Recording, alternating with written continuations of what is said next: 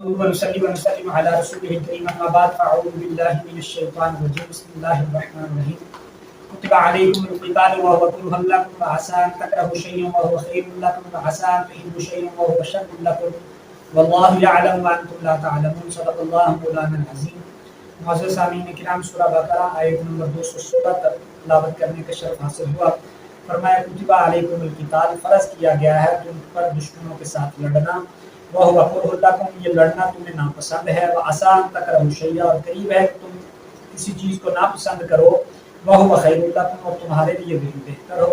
وَعَسَىٰ أَن تُحِبُّوا شَيْئًا، اور قریب ہے کہ تم کسی چیز کو پسند کرو، وَهُوَ شَرٌّ لَكُمْ، اور تمہارے لیے بری ہو، وَاللَّهُ يَعْلَمُ، اور اللہ تعالیٰ جانتا ہے، وَأَنتُمْ لَا تَعْلَمُونَ، تم نہیں جانتے۔ تو پچھلی آیت میں پوچھا گیا مال خرچ کرنے کے متعلق کہ مال کہاں پر خرچ کریں، تو اس آیت میں قتال کا اللہ نے حکم دیا کہ مال کے بعد اب قتال جنگ کرنا یہ تم پر فرض کر دیا گیا ہے، تو تم جنگ کرو۔ اب اس کی دو قسمیں علماء نے لکھی ہے، دو لفظ وہاں پر بولے جاتے ہیں، ایک ہے جہاد اور ایک ہے قتال۔ تو جہاد عام ہے اور قتال خاص ہے۔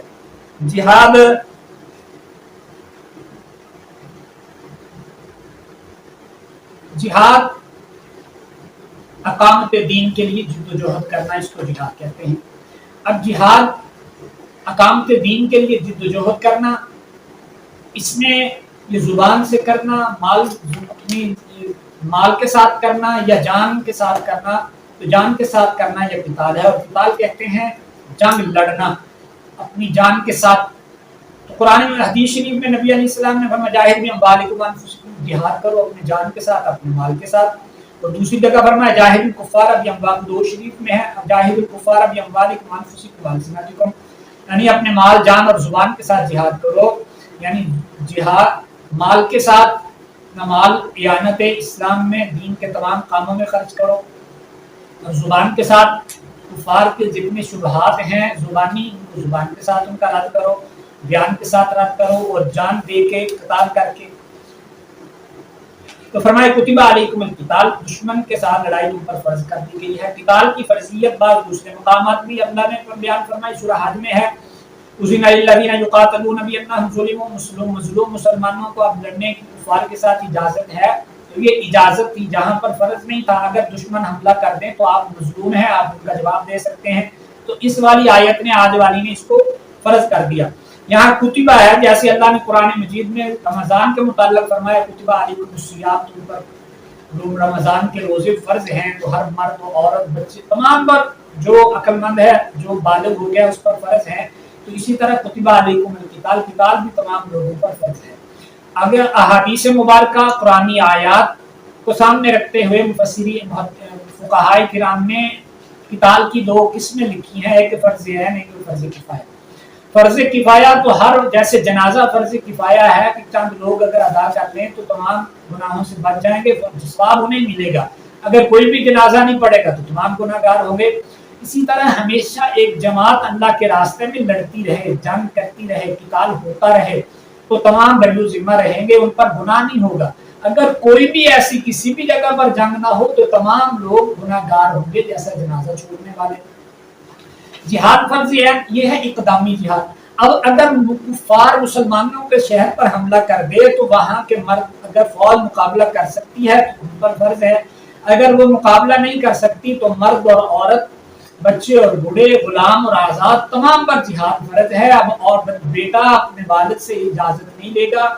اب غلام اپنے آقا سے اجازت نہیں لے گا، اب عورت اپنے خامن سے اجازت نہیں دے گی، نفیر عام ہے، اب جنگ ہوگی۔ اور اگر وہ بستی والے دفاع نہیں کر سکتے تو پھر ساتھ والے، پھر ساتھ والے، ایسے یہ فرض ہوتا چلا جائے گا۔ ہاں، فرض کفایہ اور فرض عین میں، دوسری فرض کفایہ میں یہ ہے کہ جب آپ دشمن پر حملہ کریں تو پھر کچھ چیزیں دھیان میں رکھنی ہے کہ پہلے انہیں اسلام کی دعوت دینی ہے، اگر قبول کر لیں تو پھر انہیں چھوڑ دینا ہے۔ دوسری چیز ان کے سامنے رکھنی ہے، اگر اسلام قبول نہ کریں جزیہ دے دیں، اگر جزیہ بھی نہ دیں تو پھر بھی جنگ لڑنی ہے، پھر بھی وہاں پر عورتوں اور بچوں کو قتل نہیں کرنا۔ یہاں تو ہمارے ہاں تو اب مسلمان ملک میں مسلمان ماؤں بیٹیوں کے ساتھ جو پولیس کا رویہ ہے، جو سلوک آج کل ہو رہا ہے، تو یہ تو حالت جنگ میں بھی اس کا حکم نہیں ہے کہ کفار کی بیٹیوں کے ساتھ جو ایسا کیا جائے جو آج کل پاکستان میں ہو رہا ہے۔ تو تمہیں ناگوار گزرتا ہے جہاد کرنا، تو یہ طبعاً ناگوار گزرتا ہے، تو وہ اللہ کے علم میں بہتر ہے۔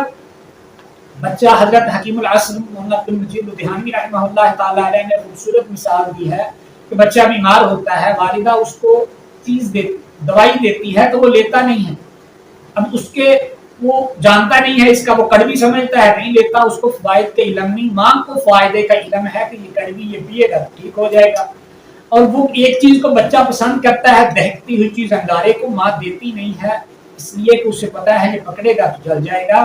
اسی طرح اللہ نے فرمایا یہ طبعاً تمہیں ناگوار گزرتا ہے، جسم پر مشقت ہے، بچوں سے علیحدہ ہونا ہے، مارنا ہے، مرنا ہے، طبعاً یہ ہے، لیکن یہ تمہارے لیے بہتر ہے۔ اللہ نے قرآن میں فرمایا خلق الانسان ضعیفا، انسان تو بنائے کمزور ضعیف دیا گیا ہے، تو لیکن مسلمانوں نے قرون اولیٰ میں اور آج بھی افغانستان اور دیگر علاقوں میں اس کو قبول کیا، جب بھی ایسا کچھ ہوا تو مسلمانوں نے اس پر عمل کیا۔ وَآسان تکرہوا الشیء وَهُوَ خَیْرٌ لَکُم، تم اس کو برا سمجھو اور اللہ کے ہاں بہتر ہے۔ اسی طرح آسان تو الشیء، ایک چیز کو تم ناپسند کرتے ہو تو دنیا میں آسائش و آرام کے ساتھ رہیں، ہو سکتا ہے یہ اللہ کے ہاں بہتر نہ ہو۔ ہمارے سامنے مثالیں موجود ہے، جب جہاد ترک کیا، عیش پرستی میں پڑے، دنیا کو پسند کیا، اندلس نے تو 2 کروڑ مسلمان تھے وہاں پر، اور جب کافر غالب آئے تو 11,000 بھی نہیں رہ گئے تھے، تمام کو یہ مرتد کر دیا گیا، یا قتل کر دیا گیا، یا جلا وطن کر دیا گیا۔ یہ ہمارے کریم کا زمانہ گزرا ہے بہت قریب، یہ سمرقند و بخارا 400 مساجد و مدارس بڑے بڑے تھے جب روس نے حملہ کیا اور قبضہ کیا، اب تو دوبارہ اللہ پاک نے وہاں پر مسلمانوں کو دوبارہ تقویت دی ہے، تو وہ تمام ختم کر دیے گئے تھے۔ جب جہاد ختم ہوتا ہے، قتال ختم ہوتا ہے، تو پھر یہ اس طرح کفار غالب آتے ہیں، اور پھر وہ ہمارے سامنے مثالیں تاریخ کی موجود ہیں، بغداد کے ساتھ جو کیا تھا تاتاریوں نے، اور افغانستان کے ساتھ جو امریکہ نے کیا، تو جیسے جیسے یہ جہاد چھوڑتے چلے جائیں گے، ویسے ویسے جیسے انگریز نے ہمارے ہندوستان پر جیسے قبضہ کیا اور پھر اس کو جیسے انہوں نے نوچا اور کھایا، یہ بھی ہمارے سامنے ہے۔ واللہ یعلم وانتم لا تعلمون، اللہ جانتا ہے